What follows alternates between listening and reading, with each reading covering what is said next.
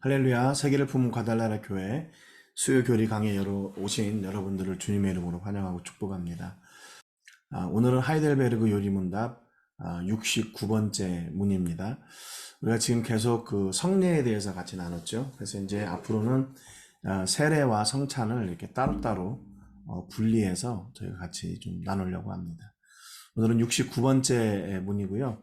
그리스도께서 십자가 위에서 이루신 단번의 제사가 당신에게 유익이 됨을 거룩한 세례를 통해 어떻게 깨닫고 확신합니까? 라는 질문입니다.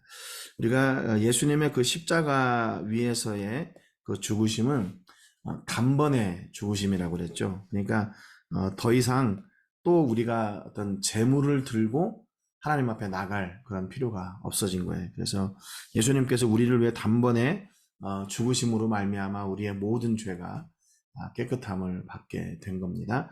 그런데 이 속죄함의 은혜를 우리가 이렇게 확증할 수 있는 게 있는데, 그게 바로 뭐냐면 거룩한 세례를 통해서 어떻게 깨닫고 확신하게 되나. 그래서 우리가 세례를 통해서 이 구원을 우리가 확신하게 되는 거죠. 세례. 그러니까 우리가 이 세례를 소홀히 여겨서는 안 되는 겁니다. 물론 우리가 지난번에도 계속 말씀드리지만 어떤 그 외적인 형식 그리고 그 의미, 이게 같이 있는 건데, 우리가 형식도 중요하고 의미도 중요합니다. 그래서 답에 보면 그리스도께서 물로 씻는 이 외적인 의식을 제정하시고, 형식적인 거죠. 그의 피와 성령으로 나의 영혼에 더러운 것 곧 나의 모든 죄가 씻겨짐을 약속하셨습니다. 또 이것은 물로 씻어 몸에 더러운 것을 없애는 것처럼 확실합니다. 그러니까 이제 세례는 우리가 눈으로 볼 수 있는 거죠. 눈으로, 형식을 통해서. 근데 이게 우리의 그 죄를 씻는 그런 확증이 그 세례 가운데 있다는 겁니다.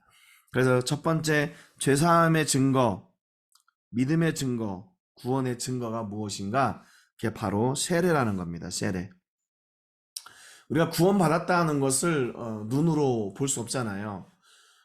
그리고 내가 예수 믿는다, 이런 증거를 뭐 늘 말씀드리지만 이렇게 작은 아이디로 딱 나 예수 믿는 사람이다, 나 천국 백성이다, 이렇게 하면 좋은데 그게 안 된다는 거죠. 그런데 우리가 그것을 눈으로 볼 수 있는 그런 통로가 있는데 그게 바로 세례입니다. 그래서 세례는 아무나 받는 게 아니라 죄사함 받은 사람, 그리고 믿는 사람, 그러므로 말미암아 구원 얻은 사람이 세례를 받게 되는 거예요. 그래서 아무나 세례를 줘서도 안 되고 아무나 세례를 받아서도 안 됩니다. 그래서 우리가 의미가 중요하다, 의미가 중요하고 그래서 형식은 중요하지 않다, 이렇게 얘기하면 이게 틀린 겁니다. 틀린 거예요. 의미도 중요하고 형식도 중요합니다. 그래서 우리는 세례를 받을 때도 우리의 믿음을 정확하게 확인하고 또 점검하고 그리고 받아야 되는 거죠.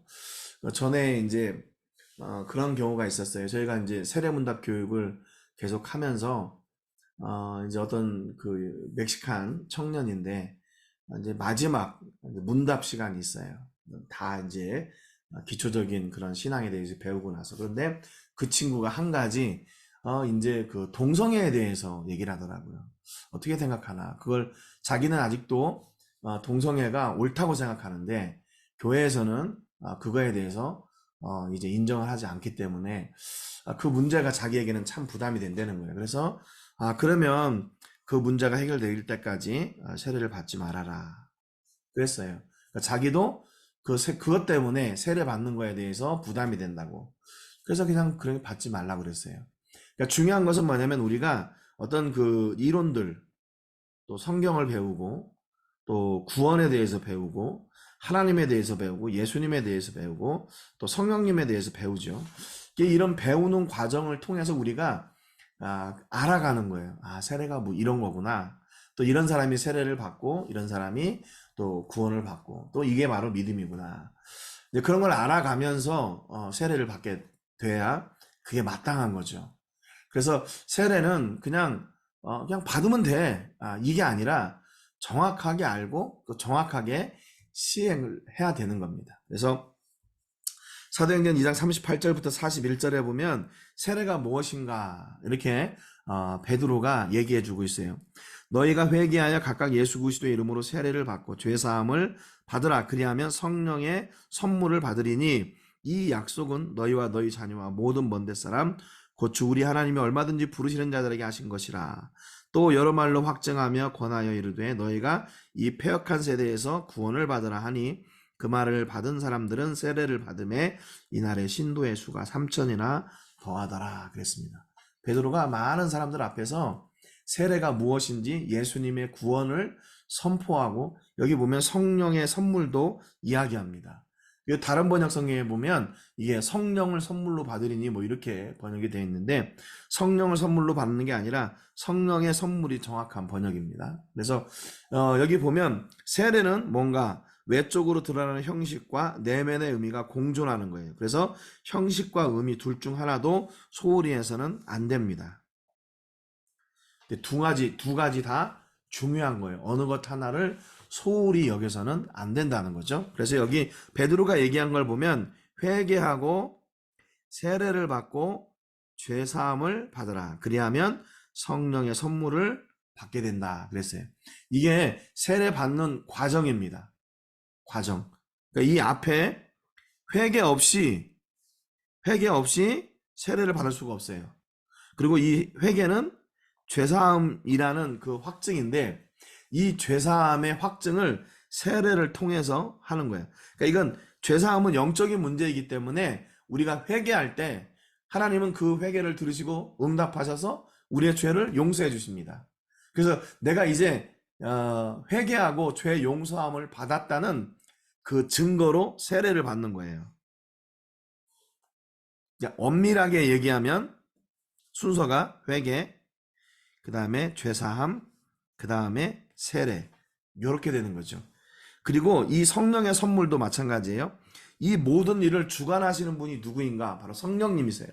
성령님이 우리의 죄를 기억나게 하고 또 그 죄를 회개하게 하고 그래서 예수님의 십자가의 보혈로 우리가 십자가의 보혈을 의지해서 회개할 때 그 성령의 선물을 받게 되는 거죠. 그래서 이것은 예수 믿는 그 앞에 부분에 1차적인 선물뿐만 아니라 이제 예수 믿고 나서 또 세례를 받고 나서 지속하여 성령의 선물을 계속 우리가 누리게 되는 겁니다. 그래서 세례가 저희들에게는 너무 중요한 거죠. 그래서 앞서도 얘기했지만 세례는 결국 회개하고 죄사함을 받았다는 증거입니다. 이 세례의 대상이 누군가? 이 앞에 얘기한 것처럼 하나님께서 부르신 사람만이에요. 여기 보니까 주 우리 하나님이 얼마든지 부르시는 자들에게 그랬잖아요. 그러니까 세례의 대상은 하나님께서 부르신 사람이에요. 그들에게 하나님께서 뭘 주세요? 믿음을 주시죠. 그러니까 이 앞에는 죄사함, 회개를 주시고요. 믿음을 주셔서 결국 세례 받게 하는 겁니다. 그래서 이게 삼위일체 하나님의 특별하신 사역이에요. 삼위일체 하나님의 사역이에요. 그래서 이 구원의 역사를 이루시기 위해 예수님은 마지막에 제자들에게 대사명을 주셨어요. 대사명이 어디 있죠? 마태복음 28장 18절부터 20절 말씀이 바로 대사명이에요. 예수께서 나와 말씀하여 이르시되 하늘과 땅의 모든 권세를 내게 주셨으니 그러므로 너희는 가서 모든 족속을 제자로 삼아 아버지와 아들과 성령의 이름으로 세례를 베풀고 내가 너희에게 분부한 모든 것을 가르쳐 지키게 하라. 볼지어다 내가 세상 끝날까지 너희와 항상 함께 있으리라. 그렇게 말씀하셨어요. 여기 중요한 그 사역 가운데 하나가 뭐냐면 세례를 베푸는 겁니다. 세례를 베풀고, 그러니까 이 세례를 베푸는 것은 앞서도 말씀드렸지만 여기 모든 민족으로 가서 제자를 삼아 그 제자를 삼았다는 증거가 바로 세례예요. 그 다음에 이제 계속해야 될 것이 가르치는 거예요. 어떻게 살아야 되나, 무엇을 해야 되나. 예, 그래서 이게 다시 요게 요렇게 돌아오는 거죠. 가서 가르치고 제자 삼고, 가서 가르치고 제자 삼고 세례 주고. 그래서 이 세례가 이 사역의 어떻게 보면 터닝 포인트예요. 터닝 포인트. 우리가 이 사역이 이제 성장하고 또는 이 사역이 이제 방향을 전환해야 될 그런 상황이다. 이걸 어떻게 아나? 이 세례를 통해서 아는 거죠. 그래서 우리가 가서 제자 삼고 세례를 주고 또 가르치고 하는 그래서 이제 그 세례를 받고 하는 그 과정이 이 사역의 전환점이 되는 거예요. 실제로 우리 지금 이제 저희가 로뎀 교회를 섬기고 있잖아요. 그 로뎀 교회에 성도가 점점점 많아지고 세례받는 사람들이 많아져요. 그러면 어떻게 해야 됩니까? 이제 그 교회는 그 성도들이 세워져 갈 수 있도록 또 목사님을 세우고 우리는 또 다른 곳에 가서 또 사역을 시작하고 하는 그 일이 이제 계속 지속되겠죠. 그러니까 이 세례를 주는 것은 굉장히 중요한 겁니다. 그래서 앞서도 얘기했지만 이게 형식적인 내가 1년에 몇 명을 세례를 주지 이게 중요한 게 아니라 이 세례를 통해서 믿음의 사람들을 확증하는 겁니다. 이건 뭐냐면 믿음의 커밍아웃이에요. 내가 이제 믿음으로 살겠다. 내가 이제 예수로 살겠다. 믿음의 커밍아웃. 그래서 그 세례받는 사람들이 많아질수록 그 교회는 점점 건강한 교회가 믿음 위에 세워지는 교회가 되어지는 거죠. 여기 그 마지막 부분에 보면 세례를 받음에 이날의 신도의 수가 3천이나 더하더라. 여기 말씀이 있어요. 우리말 성경에는 여기 신도라고 되어 있죠. 신도. 이게 다른 번역 성경에 보면 여기를 어떻게 번역했는지 한번 제가 찾아봤어요. 바른 성경에 보면 그날에 약 3천 명이 늘어났다. 현대인의 성경에 보면 그날에 제자의 수가 3천 명이나 추가되었다.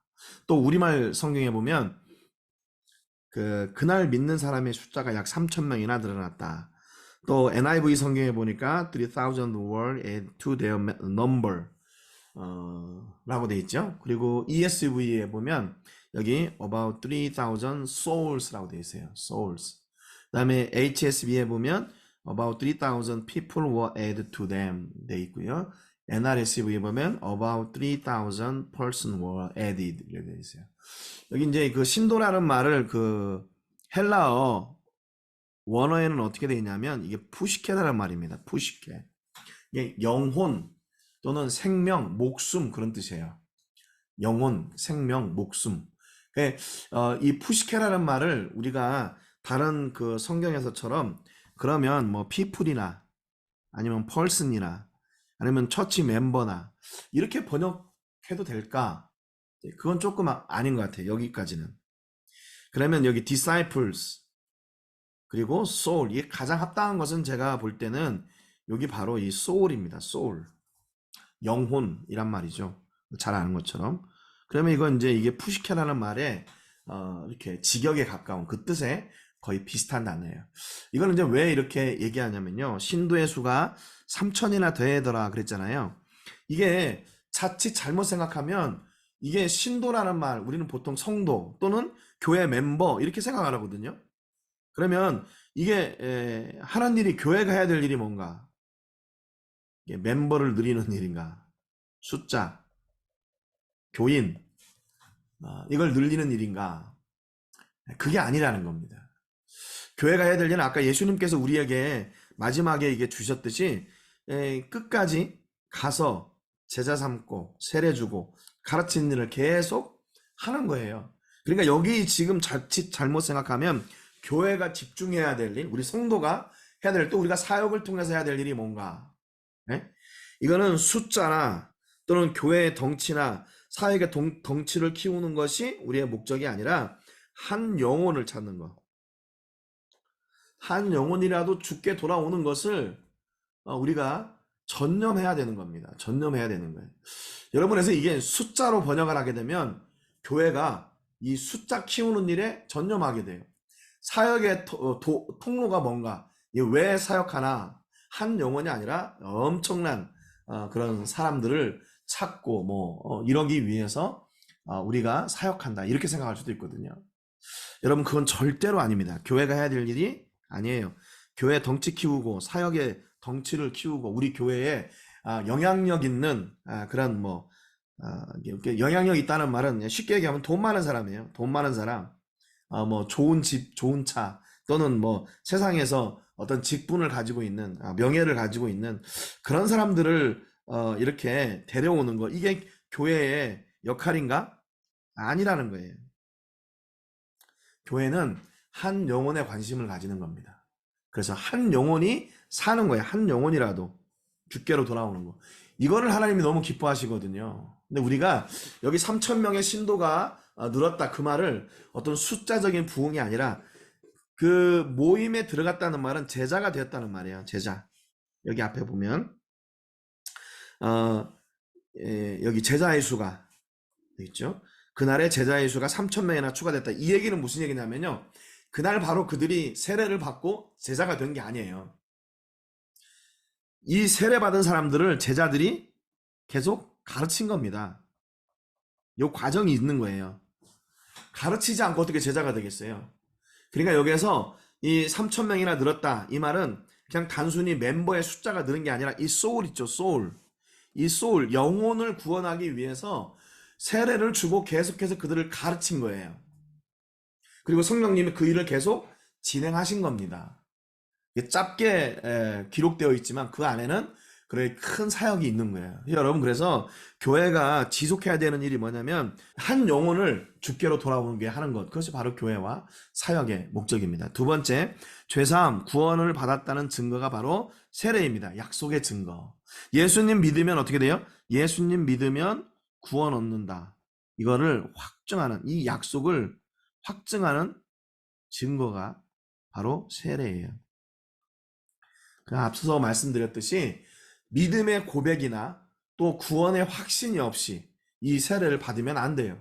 그런 사람에게 세례를 줘서도 안 됩니다. 마태복음 3장 11절 12절에 보니까 회개하게 하기 위하여 나는 너희로 회개하게 하기 위하여 물로 세례를 베풀거니와 내 뒤에 오시는 이는 나보다 능력이 많으시니 나는 그의 신을 들기도 감당하지 못하겠노라. 그는 성령과 불로 너에게 세례를 베푸실 것이요 손에 키를 들고 자기의 타작마당을 정하사 알곡은 모아 곳간에 들이고 쭉정이는 꺼지지 않는 불에 태우시리라 그랬어요. 세례 요한이 자기의 세례와 예수님이 주실 세례를 서로 이렇게 구분했습니다. 자기는 물로 세례를 주지만 예수님은 성령과 불로 세례를 준대요. 그래서 이 성령과 불로 세례를 준다는 말이 뭐냐면요, 이게 자기의 타작마당을 정하게 하사 알곡은 모아 곳간에 들이고 쭉정이는 꺼지지 않는 불에 태우시는 거예요. 이렇게 나누는 거예요. 이게 바로 성령과 불로 세례를 주는 거예요. 그러니까 우리는 얼마든지 사람을 속일 수 있습니다. 안 믿는데 믿는 것처럼 해가지고 할 수 있어요. 그런데 그 성령님의 역사는 그걸 아신다는 거예요. 그래서 이게 세례를 받아도 구원 못 받는 사람은 못 받는 거예요. 세례를 받기 때문에 구원 얻는 게 아니라고 했잖아요. 믿음으로 말미암아 내가 구원 얻었다. 그것을 확증하는 것이 세례라고 그랬으니까. 그러니까 이 성령의 역사로 말미암아 내가 온전한 세례를 받고 또 온전한 구원을 누리게 되는 거죠. 그래서 여러분, 우리가 우리 받은 믿음 또 세례를 정확하게 잘 구분하셔야 돼요. 또 구별하셔야 됩니다. 로마서 6장 3절부터 10절에 보면 이 세례의 의미를 바울이 잘 얘기를 해주고 있어요. 여기 이제 아마 저희가 지금 그 성례에 대해서 나누면서 이 로마서 6장을 아주 자주 돌아봤는데요. 여기 이제 본문을 요약해 보면 3절, 4절은 예수님의 죽으심과 연합한 세례, 그 세례의 의미예요. 5절부터 9절에는 예수님의 부활과 연합한 세례입니다. 이 부활의 의미는 죄에서 벗어나 의롭게 되었다. 우리도 부활하게 된다. 사망이 우리를 주장하지 못한다는 그 의미를 여기 가지고 있습니다. 그리고 마지막 10절은 부활의 의미, 죄에 대하여 죽고 하나님께 대하여 사는 것이에요. 여기를 좀 우리가 이렇게 리마인드를 하고 계속 읽어볼게요.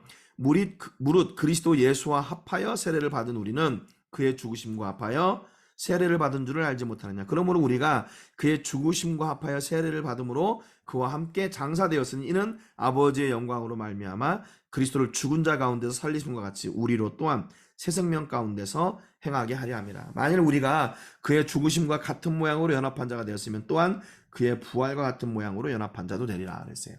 예수님의 죽으심과 함께 죽고 예수님의 부활하심과 함께 사는 거예요. 우리가 알거니와 우리 옛사람이 예수와 함께 십자가에 못 박힌 것은 죄의 몸이 죽어 다시는 우리가 죄에게 종노릇하지 아니하리 하매니 이는 죽은 자가 죄에서 벗어나 의롭다 하심을 얻었습니다. 만일 우리가 그리스도와 함께 죽었으면 또한 그와 함께 살 줄을 믿노니 이는 그리스도께서 죽은 자 가운데 살아나셨음에 다시 죽지 아니하시고 사망이 다시 그를 주장하지 못할 줄을 알면로다. 그가 죽음은 죄에 대하여 단번에 죽으시며 그가 살아계심은 하나님께 대하여 살아계십니다. 그랬어요. 세례의 의미는 우리가 예수님과 함께 죽고 다시 사는 그 영적인 의미입니다. 지난번에도 말씀드렸지만 물에 들어간다, 그리고 물에 나온다. 이게 이제 침례에서 그렇게 하는데 그 의미예요. 우리가 뭐 약식 세례는 이제 머리에다가 안수해서 물을 하잖아요. 그것은 이제 우리의 죄가 예수님의 십자가의 보혈로 씻음을 받았다, 그런 의미고, 역시 마찬가지로 그 침례는 우리가 예수님과 함께 죽고 예수님과 함께 살 우리 죄의 문제가 해결이 되었다, 그런 의미를 가지고 있죠. 그러니까 이 세례는 단순히 어떤 형식의 어떤 형식이든지 간에 그 의미는 똑같아요. 의미는 똑같습니다. 그래서 저도 장로교 목사이지만 세례 줄 때는 우리 현지 교회는 이제 침례를 준다고 그랬죠. 그것은 여기 이제 그 천주교 국가에서 행하는 그 세례와 좀 구별하기 위해서. 그러나 그 의미는 똑같습니다. 그래서 저희도 그 천주교인들이 세례를 받았는데 다시 세례를 받아야 되냐? 이건 침례교에서는 다시 받아야 된다고 그래요. 그런데 저희는 왜냐하면 천주교에서도 세례를 줄 때 성부, 성자, 성령의 이름으로 세례를 줍니다. 그 저희는 인정해요. 성부, 성자, 성령. 그래서 단지 세례를 받지 않을 뿐이지 그 세례의 의미 또는 이 성부, 성자, 성령 또 삼위일체 하나님 또 예수님의 구원과 속죄함, 이거는 가르쳐요. 그래서 만약에 다시 받고 싶다 그러면 다시 세례를 주지만 뭐 다시 세례 받지 않겠다 그러면 천주교인들에게는 다시 세례를 주지 않습니다. 저희도 그 현지 교회에서도 세례 교육을 다 하고 세례 받겠냐 다시 받겠냐, 그래서 그가 동의할 때 세례를 줘요. 꼭 뭐 이거 받아야 된다 말아야 된다 그게 아니라. 왜냐하면 이게 형식은 다르지만 의미는 같기 때문에 그래요. 의미. 예. 그래서 이제 그렇게 하고 있습니다. 그래서 이게 그 세례의 의미를 우리가 정확하게 알면 돼요. 베드로전서 3장 21절에 물은 예수 그리스도께서 부활하심으로 말미암아 너희를 구원하는 표니 곧 세례라. 이는 육체의 더러운 것을 제어버림이 아니요 하나님을 향한 선한 양심의 간군이라 그랬습니다. 이 베드로전서 3장 21절이 좀 해석하기가 애매한 좀 어려운 부분이에요. 어려워요. 그러면 뭐 이걸 해석을 안 하냐? 그럴 수는 없죠. 또 다른 번역 성경을 보면 요 앞에는 이제 노아 홍수에 대한 이야기가 나와요. 베드로전서 3장 20절에는. 그래서 이 물은 어떤 물이냐면 그 노아 홍수의 물이에요. 노아 홍수. 그 물은 예수 그리스도께서 부활하심으로 말미암아 이들을 구원하는 편이 세례라 그랬어요. 그래서 이 물이 바로 세례를 상징하는 물이다, 이렇게 얘기한 거죠. 이는 육체의 더러운 것을 제하여 버림이 아니요 하나님을 향한 선한 양심의 강구라. 그 육체를 그 세례를 물로 주잖아요. 그래서 그 물의 의미가 뭐냐? 우리를 구원하신 그 표다. 그걸 얘기해요. 그래서 하나님을 향한 선한 양심의 강구다, 이 말은 다른 번역 성경에 보면 예수 그리스도의 부활을 힘입어 선한 양심이 하나님께 응답하는 것입니다. 또 오직 선한 양심이 하나님을 향해 찾아가는 것입니다. 또 여기 as an appeal to God for a good conscience 있죠. 이게 이제 뭐냐면 세례를 받은 뒤에 이게 이제 선한 양심으로 하나님께 응답하는 거예요. 세례를 받고. 그래서 우리가 세례를 받고 나서 이제 어떻게 해야 되냐? 어떻게 살아야 되냐? 하나님 앞에 선한 양심으로 우리가 반응하는 겁니다. 그래서 부르심에 순종하고 세례받은 사람으로 살기로 작정하는 거. 이게 바로 이 부분을 얘기하는 거예요. 하나님을 향한 선한 양심의 간구. 이제 우리가 이제 반응하는 거예요. 세례 받았으니까 이제 우리가 앞으로 어떻게 살 것이냐? 하나님의 선하신 그 인도하심을 따라 내가 살겠다. 그러니까 세례는 받는 것으로 끝나는 게 아니에요. 세례 앞에는 믿음이 있죠. 그리고 세례 받은 다음에는 선한 양심에 반응하는 삶이 있어야 돼요. 하나님의 합당한 삶이 있어야 됩니다. 그래서 세례를 함부로 받으면 안 되는 거예요. 그래서 원래 이게 장로교 거기에는 보면 세례 받으면 11조 하겠습니까? 또 주일 성수 하겠습니까? 예배 공예배 잘 참석하겠습니까? 이런 그 단서들을 또 이렇게 붙이고 하는 경우가 있어요. 그런데 그거는 이제 조금 더 조금 지나친 것 같고, 일단은 이게 이런 것들은 세례 받기 전에 하는 게 아니라 세례 받고 나서 우리의 삶이 반응하는 거예요. 그래서 이제 너무나 이제 세례를 받거나 받기 전이나 후나 이제 이게 다르지 않기 때문에 이런 걸 먼저 이제 다는 경우도 있는데, 그것은 원칙상 이게 성경의 말씀상 조금 지나친 거예요. 그 삶은 뒤에 나오는 겁니다. 그래서 우리가 뭐 11조나 주일 성수나 공예배나 전도하는 거나 뭐 선한 일들을 행하는 거, 그런 것들은 내가 하나님 앞에서 반응하는 거예요. 반응하는 거. 그래서 이것은 이전이 될 수도 있고 또 이후가 될 수도 있는 거죠. 세례를.